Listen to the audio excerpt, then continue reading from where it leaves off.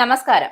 യുദ്ധം അവസാനിപ്പിക്കാൻ മധ്യസ്ഥത വഹിക്കുന്ന പാകിസ്ഥാന്റെ സംയുക്ത സൈനിക മേധാവി അസീം മുനീർ അഭ്യർത്ഥിച്ചിട്ടും വാശി കൈവിടാതെ US പ്രസിഡന്റ് ഡൊണാൾഡ് ട്രംപ്. വെടിനിർത്തൽ കാലാവധി നീട്ടില്ല എന്ന ട്രംപിന്റെ പക്ഷം. ഹോർമൂസിൽ ഇറാനിലേക്കും തിരിച്ചുമുള്ള കപ്പലുകളെ തടയുന്ന യുഎസിന്റെ നിലപാടാണ് ഇറാനുമായുള്ള ചർച്ചകൾക്ക് തടസ്സമെന്നും അസീം മുനീർ ട്രംപിനോട് പറഞ്ഞു എന്നാണ് റിപ്പോർട്ടുകൾ.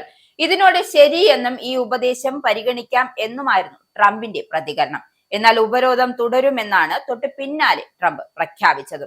അതേസമയം ഹോർമൂസ് വീണ്ടും പോർക്കളമായതോടെ ആഗോള സമ്പദ് മേഖലയിൽ ആശങ്കയുടെ പിടിയിലായിരിക്കുകയാണ്.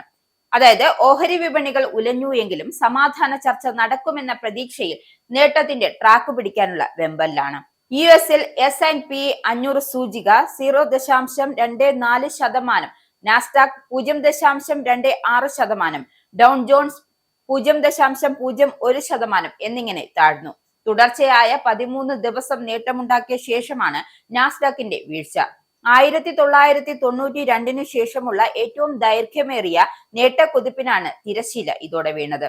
എന്നാൽ ഫ്യൂച്ചേഴ്സ് വിപണി നേട്ടത്തിലേറുകയും ചെയ്തു.